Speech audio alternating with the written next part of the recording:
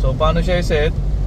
Yung lever dito sa baba, ito, i-on nyo lang yan. Then makikita nyo dun sa screen ng sa instrument cluster, meron siyang green indicator na ibig sabihin ready na yung cruise control.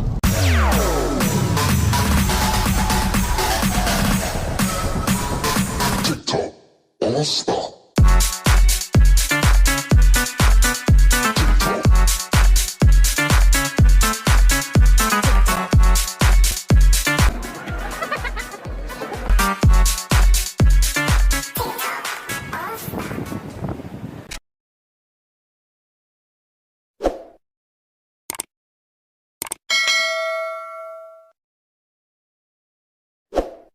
So, good morning guys. For today's video, i-share ko sa inyo kung paano nga ba gamitin ang cruise control and ano nga ba ang function ng adaptive cruise control.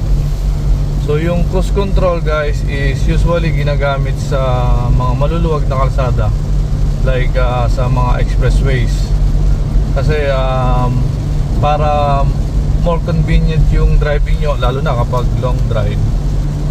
Kasi kapag naka-activated na yung ating cruise control, hindi nyo na kailangang pumapak ng gas pedal.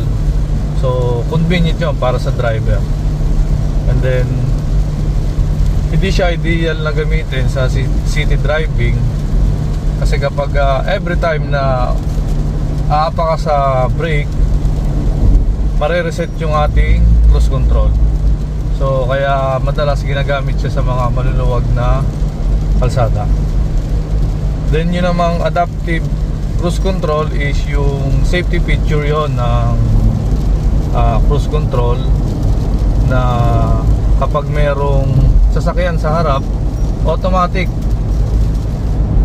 i-reduce niya yung speed ng inyong sasakyan kapag may na-detect na yung radar sensor, para safe hindi nyo mabangga yung nasa unahan. So mamaya i-share ko rin sa inyo paano nga ba siya nagpa-function. So dun muna tayo sa cruise control. So para i-activate yung cruise control natin is meron ditong lever sa baba. Then una, kailangan mo munang alamin kung ano ba nga ba yung gusto mong speed ng iyong sasakyan na isi-set mo. Pag nalaman na kasi natin kung ano yung gusto mong speed at inactivate natin yung cruise control, is steady na siya dun sa speed na yon. So paano siya i-set? Yung lever dito sa baba, ito, i-on nyo lang yan. Then makikita nyo dun sa screen ng sa instrument cluster, meron siyang green indicator na ibig sabihin ready na yung cruise control. Then paano i-set? Example, yan, gusto natin 90 km/h.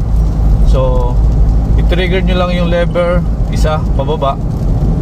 Then yan, makikita nyo 93. Nakaset na yan ng cruise control. Pwede ko nang i-release yung pa ako sa gas pedal. Then automatic na yan, tatakbo na siya ng usa ng 93.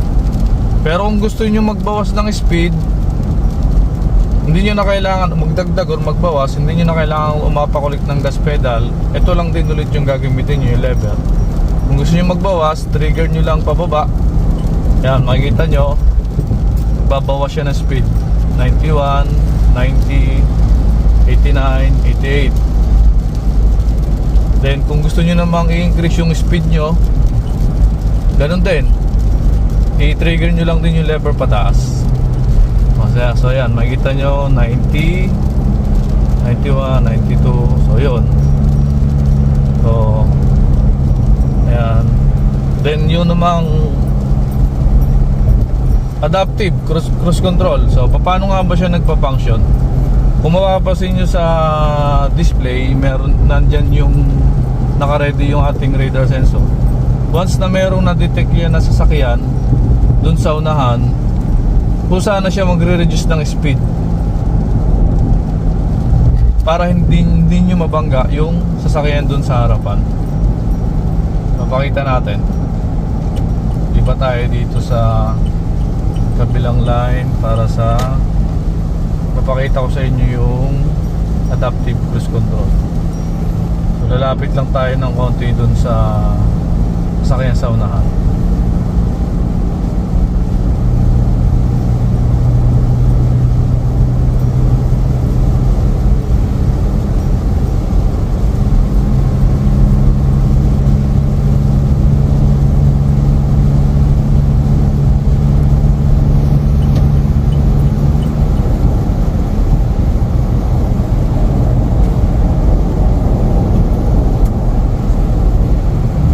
Pag matidetect niya, pag may lalabas na yun na sasakyan dyan sa harap, ibig sabihin natidetect niya na yung sasakyan yan.